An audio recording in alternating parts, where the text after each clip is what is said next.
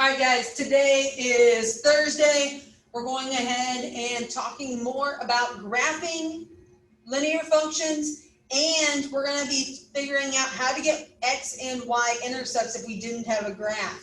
But first, we need to finish up yesterday's notes on graphing linear functions.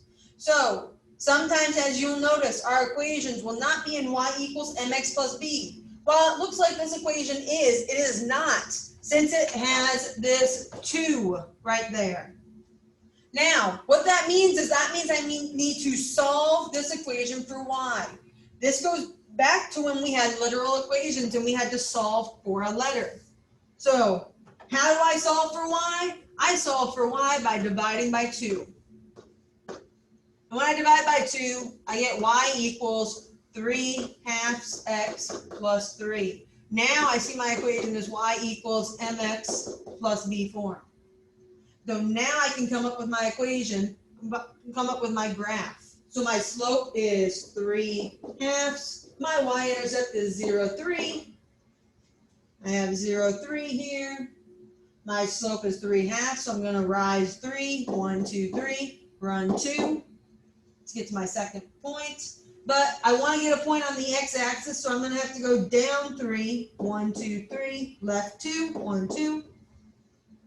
And I have my 3 coordinates. I have a point that is on my x-axis, so I can connect my dots and draw my arrows. That means then my x-intercept is right here at -2, 0.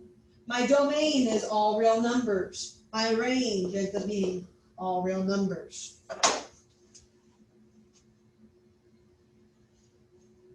All right, why don't you guys try this one?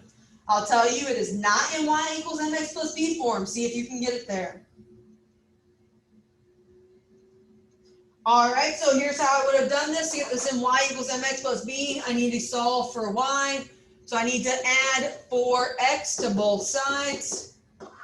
My x's cancel to give me 6y equals 12 plus 4x. My y is still not alone though, so I need to divide by 6 to get y equals 2 plus 2/3 x. So now I see I have my m, which is 2/3, my y-intercept of 0, 2, and let's go ahead and plot that point, 0, 2. My slope again, I said is 2/3, so rise 2, run 1, 2, 3. That's moving away from the x-axis, so let's go ahead and go backwards to get another point. Down 2, 1, 2, 3, and there is our third point.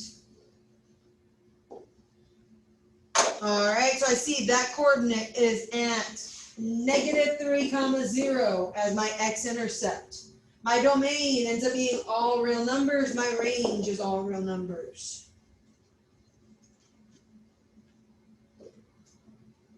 All right, now that you know how to do these, try it yourself now. See if you can get this one correct.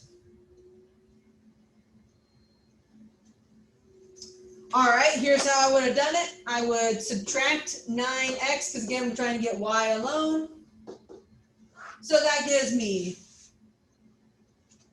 4y equals -40 minus 9x. I need to divide by 4. And that gives me y equals -10 minus 9/4 x. Yeah. All right, so let's go ahead, let's graph this. So I have -10 as my y-intercept, 0, -10. My slope is -9/4. Well, I can't go down into the right 4 anymore, so I'm going to go up 9. 1, 2, 3, 4, 5, 6, 7, 8, 9. To the left 4, 1, 2, 3, 4. I'm going to go up 9 again. 1, 2, 3, 4, 5, 6, 7, 8, 9. 1, 2, 3, 4. And there's my other coordinate. Connect my dots. Notice I'm not hitting a clean x-intercept, so we're not going to go ahead and define that. We're going to go ahead and leave this x-intercept.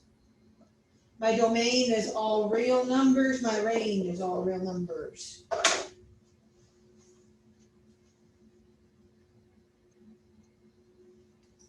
All right, that's it on graphing. Go ahead, back to your table of contents, update it with a new topic, the X and Y intercepts, and then today's date is the 24th. All right, so whenever I'm solving for an X and Y intercept, one thing to note is that my X-intercept is always going to have a Y value of 0. The Y-intercept, on the other hand, will have an X value of 0. In order to solve for these, for X-intercept, I'm going to plug 0 in for Y. For Y-intercept, I'm going to plug 0 in for X. Whatever part of my coordinate is 0 for the intercept, I'm going to use that to find my intercept. So let's start with this equation here. I have negative 5x plus 6y equals 30. They want us to solve for the x-intercept, okay? So let's do it. I have negative 5. In an x-intercept, I'm going to have a number and then 0. So that means my y is 0. Notice I rewrote the coordinate to help me identify this. So my x stays. My y, on the other hand, is going to change to 0 equals 30. So this right here is going to cancel because it's going to just end up being 0. And I'm left with negative 5x equals 30. The way I know this is correct is because x is what's left over and x is what the intercept that they wanted me to search for. Negative 5 is what I divide by. X equals negative 6. So I can't leave that as my final answer because the x-intercept must be written as a coordinate. So negative 6, 0 is my final answer. For that same equation now, let's go ahead and solve for the y-intercept. My y-intercept, I have negative 5. I am searching for my y-intercept, which is 0, comma, a number. So negative 5, my x is 0, plus 6y equals 30. My x right there comes into play, and I'm left with 6y equals 30. I would divide by 6, and I get y equals 5. All right, guys, I'm going to stop this video, and you'll go on to the next part.